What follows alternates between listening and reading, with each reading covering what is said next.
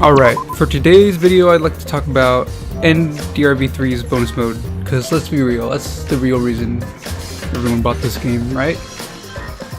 The bonus mode gets unlocked after you go through the hassle of beating the main game.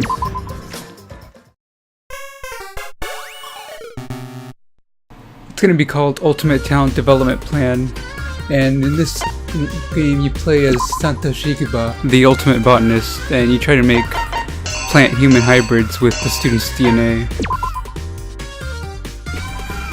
Actually, I'm just fucking with you. That's the plot to Kirigiri. So, in this game, you choose a character from any of the Danganronpas, but when you first start out, you'll only have characters from V3, and you have to unlock all the others with money from the dungeon. When you make a new character, you have to choose between 3 courses: the normal, talent, and friend course. The normal one levels up your character, talent gives you skill points, and friend course gives you more friend events. I'll give more details on what those are later.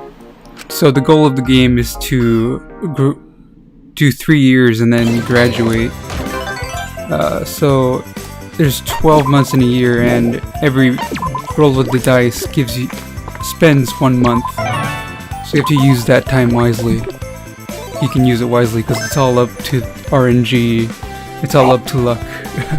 But there's actually some strategies you can use in order to make time used wisely. Either roll a big dice or a small dice. So whatever you want to step on, you have to choose whichever one you think has the best probability. So we just stepped on a pink mat, and that's a friend event. Friend events are conversations with different characters. They're I think they're random, so you'll always get different ones when you step on a different event, a friend event. At the end of the event, you'll get stats boosted or level or like skill points based on what kind of event it was. We have much control over friend events about what you get. So it's kind of randomized in that way. But some of them have pretty good interactions.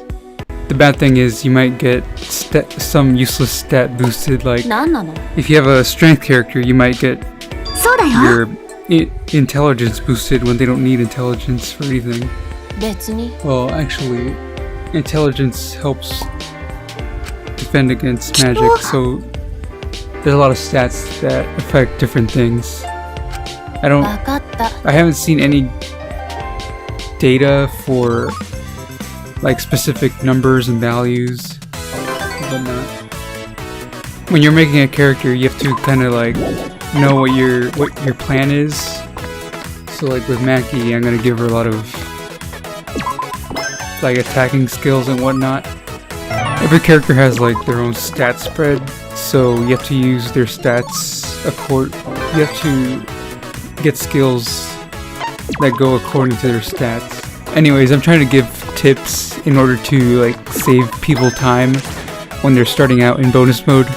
I made a lot of mistakes when I started out. Like I made characters that are pretty much useless because I didn't know what I was doing. So in the board game, there's I think 4 types of mats, actually 5. Blue ones level you up, so they raise your stats. The more level you have, the stronger they are and whatnot. Yellow mats are skill points, and there's 3 different types of skill points based on 3 different types of skills. I don't think I should go too much into them, but there's like physical and healing and like passive skills. More on that later. Then there's the event mats, which are green. Those ones are like random events, like in a board game. They all give different bonuses. I think it might be helpful if you like knew all of the events before you started playing, so you know what to get. Otherwise you'll get some useless stats. I don't think it's worth learning all of the events, but having a list of them on a website might be helpful. But I'd have to translate out all of that from the Japanese wiki. That might be hard, but if anyone cares, I can do that. I might actually do it. I'm bored. So the board game is kind of like Wizardry.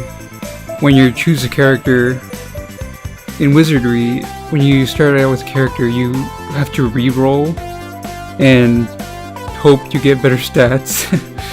So this game's kind of like a classic dungeon crawler in that kind of way, but a lot weirder.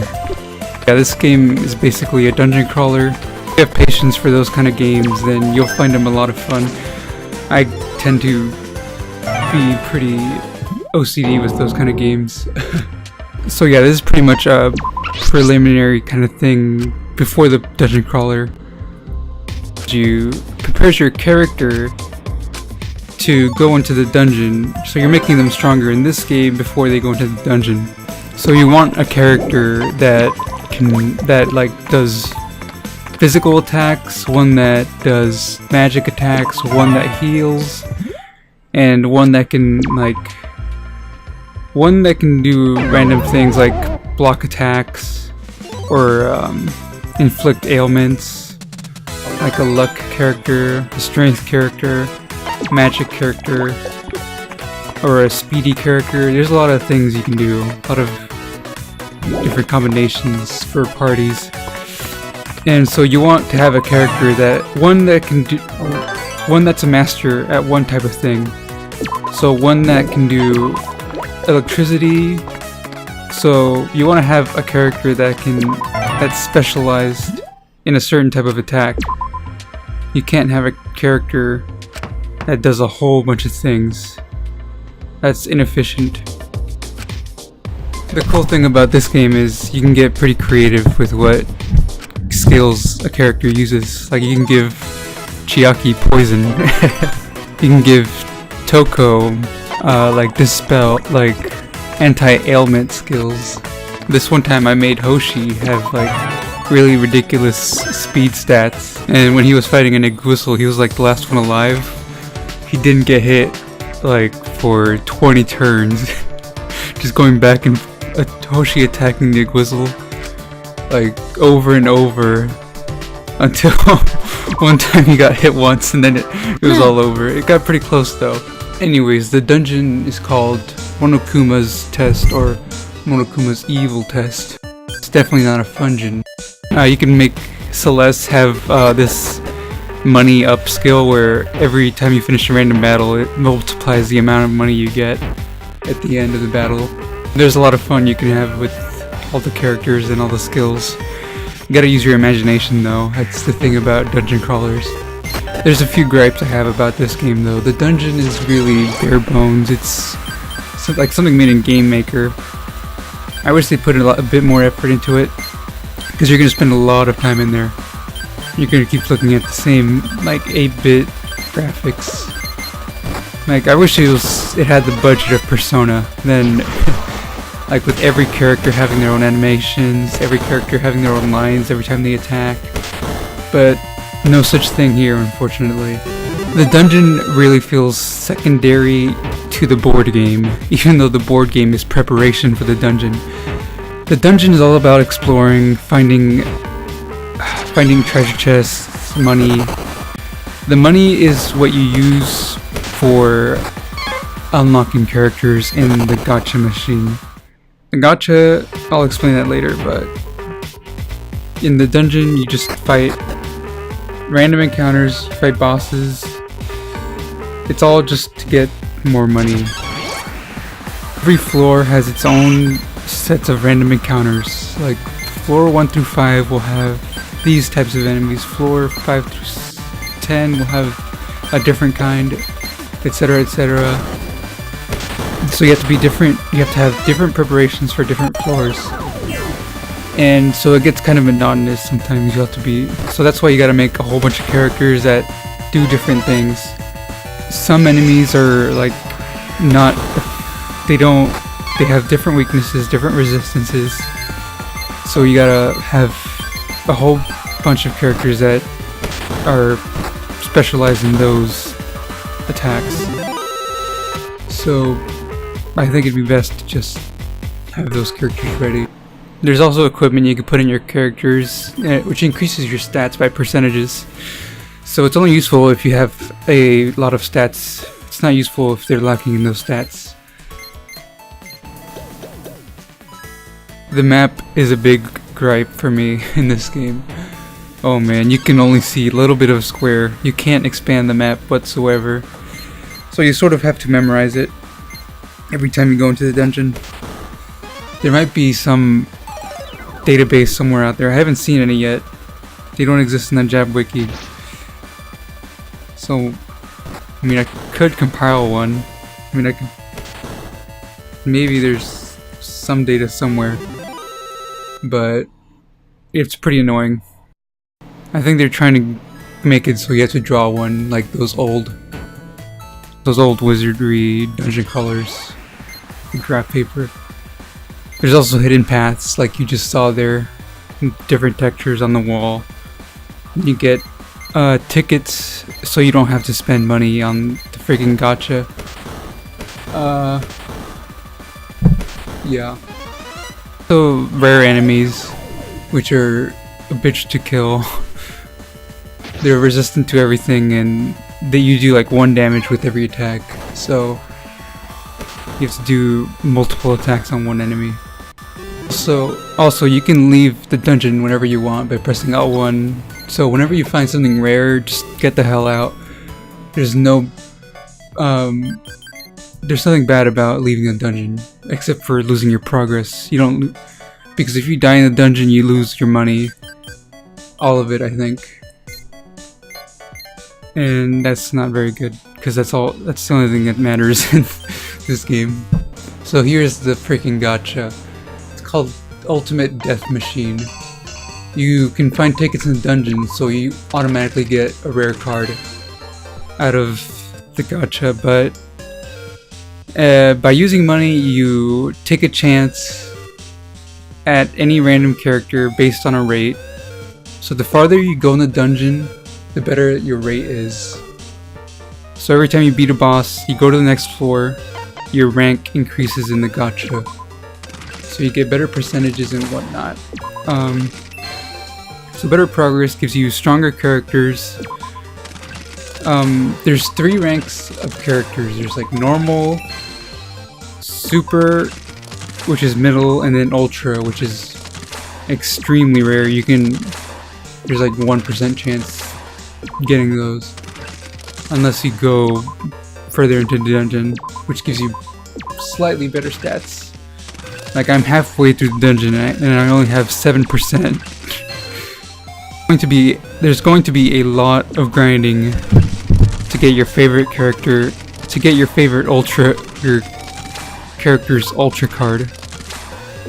So I'd recommend getting a character with the money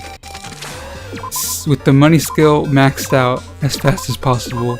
Because I gotta say, when you get an ultra card of your favorite character, it feels really damn good, dude. I'd really recommend having a Vita and a PS4 in this game. So you can, if you ever have a bus route, you can just keep playing, and when you get home, you can do a lot of grinding. Yeah, there's a lot of grinding in this game, unfortunately, but I find it really comfy. Really comfy, actually. There's a lot of content in the bonus mode. Like, I think they put too much, honestly. I still haven't gone through it all myself. There's so many characters. 16 times 3, or maybe even more than that. Plus Monokuma, Usami, and Monomi, and Kamakura. There's extra characters like that too. Mukuro is kind of disappointing because she's pretending to be Junko, and that's not any fun because you already know she's pretending. There's a couple of good interactions, like Owari's all like, "Hey, you seem like someone who can fight," and she's like, "The hell are you talking about?" I think that's pretty much all I can talk about with the bonus mode. That's all of the tips I can give. I'm gonna show a clip of me fighting a boss in the dungeon and how I made a mistake with not having a character ready. So here I am, floor basement 70, and hey look, a boss. He doesn't look so tough. Monokuma tank V3. I get all my skills ready, like I make Sonya do a curse attack. Curse makes it so enemies can't use skills. Ailments don't really hit against enemies very well. Sometimes they do, sometimes they don't. But ailments are mostly for random encounters. So yeah, that fails. Harukawa tries to assassinate. Assassinate is a instant kill skill, and then the tank uses a wind skill, and it just kills everyone. So I realized that I need a character that can block wind, and so I try again. I'm like, maybe it'll be different. It's not gonna be different.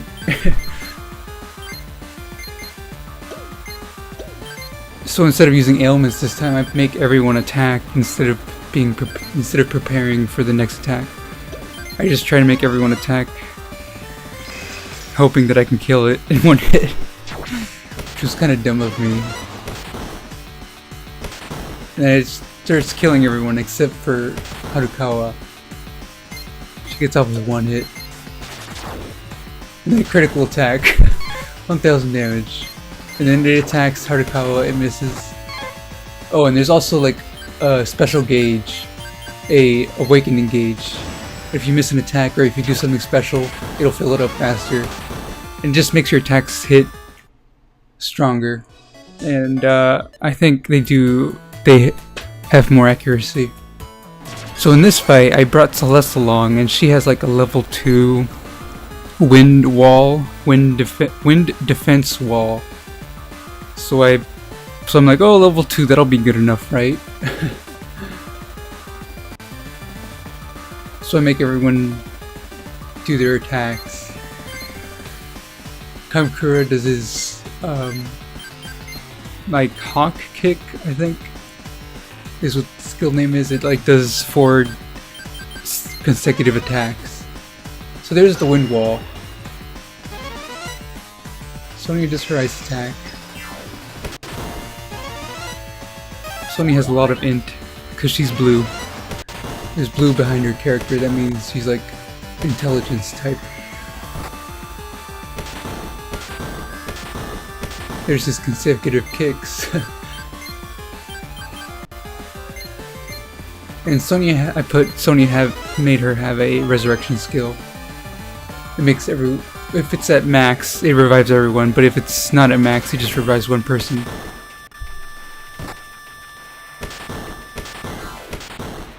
The boss has a lot of health, so it's not gonna go down in 2 hits. So the wind wall is kind of making things a bit better. It's only level 2 though.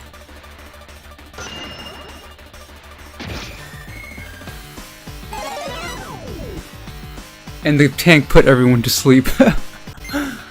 This pretty much means everyone's dead. Harukawa somehow survives because of the wind wall.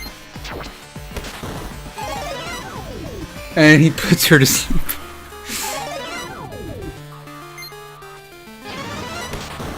And dead.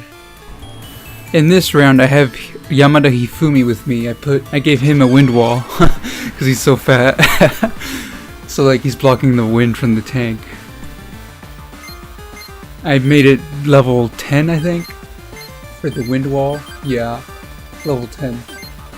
And check out the difference it does with the level 10 wind defense wall.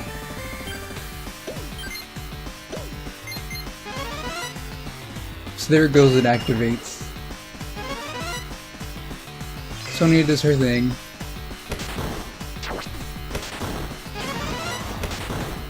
And look, 1 damage for every attack.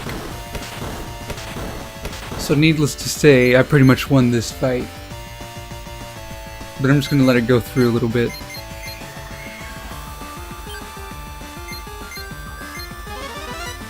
Sonya does her ice. Harakawa attacks. Oh, and Hifumi did a excitement spell so that everyone turns into excitement status. At the end of the turn, everyone gets their bonus gauge up a bit more at the end of the turn. So in my mind, he's like showing them all manga and they're all getting excited. But they're having drinks, they're asleep right now. So yeah, the wind attacks, it wakes them up, it does no damage. They all have a full bonus gauge.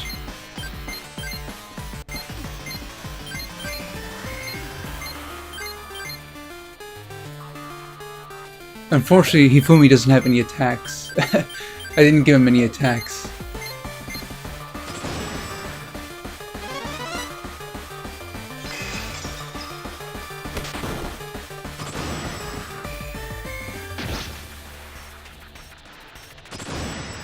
I tried to make Harakawa do the assassination skill, but it's not working. He puts everyone to sleep. Everyone's sleeping. Kamkura dies. Everyone's still sleeping. Oh, the wind wall wore off, and then he does the attack. But yeah. This one was a failed attempt, but still, I still won later on. I just didn't record it. Just trying to show that having skills ready and maxed out is really helpful, because I had to go back and grind a bit after that. Anyways, thanks for watching. That's about it for this video. Bye.